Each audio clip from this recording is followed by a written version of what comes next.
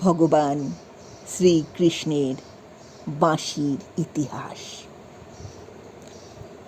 ভগবান শ্রীকৃষ্ণের বাঁশি হল প্রেম, সুখ এবং আকর্ষণের প্রতীক। শাস্ত্র অনুসারে ভগবান শ্রীকৃষ্ণের বাঁশির নাম হল মহানন্দা বা সম্মোহনী। ভগবান শ্রীকৃষ্ণের যে কোনো মূর্তি বা ছবি বাঁশি ছাড়া ভাবা যায় না। তার বাঁশির সুরেই মুগ্ধ হয়ে থাকত বিশ্বভুবন।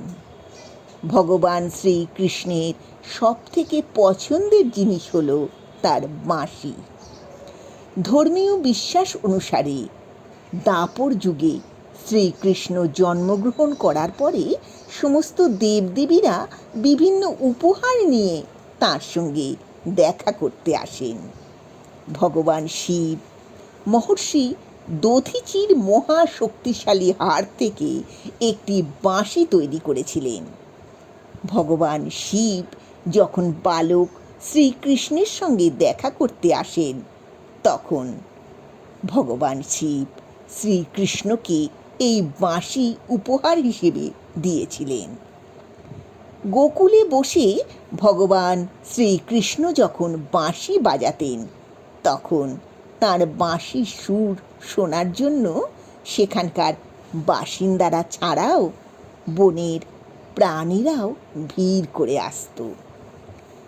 আবার অন্য একটি কাহিনী মতে একবার বালক শ্রীকৃষ্ণ বন্ধুদের সঙ্গে খেলা করছিলেন। সেই সময় তিনি দেখতে পেলেন এক বৃদ্ধ বাঁশিওয়ালা বাঁশি বাজাতে বাজাতে যাচ্ছে। ভগবান শ্রীকৃষ্ণ ওই বাঁশিওয়ালার কাছে গিয়ে বাঁশি শেখানোর জন্য বায়না করলেন।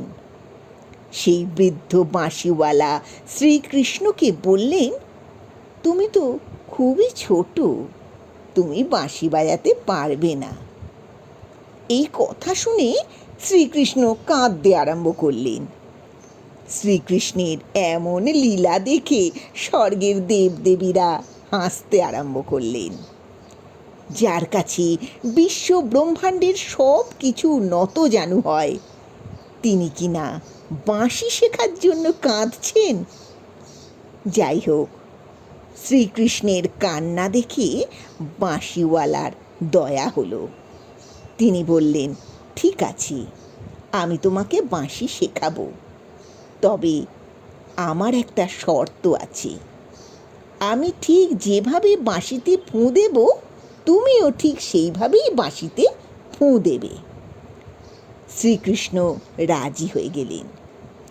বৃদ্ধ যেভাবে বাঁশিতে ফুঁ দিলেন, শ্রীকৃষ্ণ ঠিক সেভাবেই বাঁশিতে ফুঁ দিলেন। শ্রীকৃষ্ণের বাঁশির সুর শুনে জগৎ সংসার বিমোহিত হয়ে গেল। স্বর্গ থেকে পুষ্প বৃষ্টি শুরু হলো। বাঁশিওয়ালা বুঝলেন, এ বালক কোনো সাধারণ বালক নয়। শ্রীকৃষ্ণ তখন বাঁশি বাজাতে ব্যস্ত। বৃদ্ধ বাঁশিওয়ালা শ্রীকৃষ্ণের পা ধরে শুয়ে পড়লেন। এইভাবে শ্রীকৃষ্ণের হাতে বাঁশি এসেছিল। তাই বলে ভগবান শ্রীকৃষ্ণের কাছে কিন্তু একটি বাঁশি ছিল না। তিনি 3 রকমের বাঁশি ব্যবহার করতেন। একটি বেণু, অন্যটি মুরলী, আর একটি বংশী। বেণু অত্যন্ত ছোট, যার দৈর্ঘ্য 6 ইঞ্চি, তাতে 6টি ছিদ্র আছে। মুরলীর দৈর্ঘ্য 18 ইঞ্চি, তার এক প্রান্তে একটি ছিদ্র, তার গায়ে 4টি ছিদ্র আছে। বংশী প্রায় 15 ইঞ্চি লম্বা, তাতে 9টি ছিদ্র আছে। শ্রীকৃষ্ণের আরেকটি লম্বা বাঁশি ছিল, যার নাম মহানন্দ বা সম্মোহনী। মহানন্দের থেকে দীর্ঘ বাঁশিকে বলা হয় আকর্ষণী। আকর্ষণীর থেকেও দীর্ঘ বাঁশির নাম আনন্দিনী। আনন্দিনীর সুর গোপ বালকদের খুব প্রিয় ছিল। কৃষ্ণ মানেই মোহন বাঁশির সুর, যা নিয়ে যায় অন্য এক ভুবনে।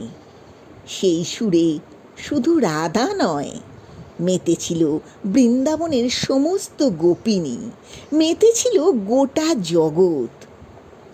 বৃন্দাবনের পথে ঘাটে ছড়িয়ে পড়ত সেই বাঁশির সুর। বাঁশির সুরে যমুনার জল কেঁপে কেঁপে উঠত। বাঁশির সুর পৌঁছে যেত আয়ান ঘোষের অন্দরমহলে। আনমনা হতেন রাই বিনোদিনী। তাই বাঁশি আর কৃষ্ণ সমার্থক। ভগবান শ্রীকৃষ্ণের বাঁশি তার অঙ্গ, তাই তাঁর আর এক নাম মোহন বংশীধারী। ভগবান শ্রীকৃষ্ণের বাঁশির মাথাটা একটু মোড়ানো থাকে। অনেকে ভাবেন এই মোড়ানো অংশটা হলো ময়ূর, কিন্তু আসলে এই মোড়ানো বা পেঁচিয়ে থাকা অংশটি হলো মকর মাছ। এই সম্বন্ধে যে কাহিনী আমরা পুরাণে পাই তা হলো, একবার মা যশোদা ভুল করে একাদশীর দিন ভাত রান্না করেছিলেন। রান্নার পর তার মনে পড়ে, আজ তো একাদশী, কেউই তো অন্ন গ্রহণ করবেন না।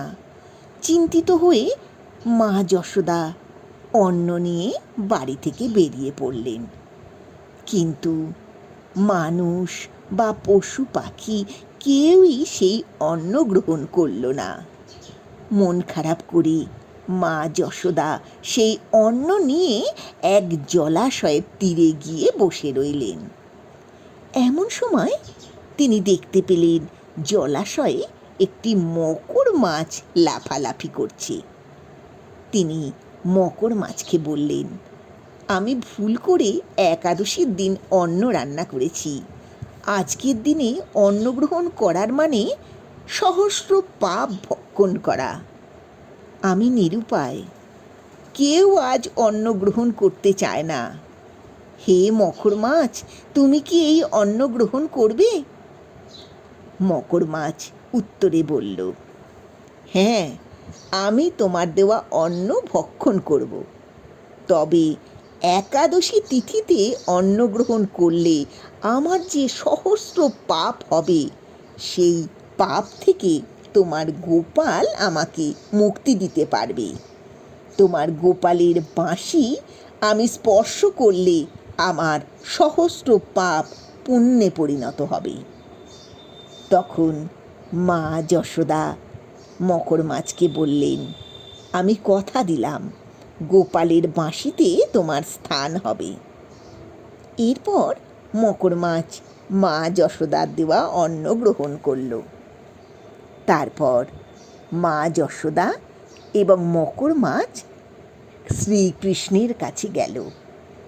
মা যশোদা শ্রীকৃষ্ণকে বললেন, এই মকর মাছ একাদশীর দিন আমার রান্না করা সমস্ত অন্ন গ্রহণ করে আমাকে পাপ মুক্ত করে নিজে সহস্র পাপের অধিকারী হয়েছে। তুমি এই মকর মাছকে তোমার বাঁশিতে স্থান দাও আর মকর মাছকে পাপ মুক্ত করো। তখন ভগবান শ্রীকৃষ্ণ বললেন, আজ থেকে মকর মাছ সর্বদা আমার বাঁশিতে স্থান পাবে। যেখানেই শ্রীকৃষ্ণের বাঁশি থাকবে সেখানেই মকর মাছ থাকবে। মকর ছাড়া শ্রীকৃষ্ণের বাঁশি সম্পন্ন হবে না। এই কারণেই ভগবান শ্রীকৃষ্ণের বাঁশিতে সর্বদা মকর থাকে।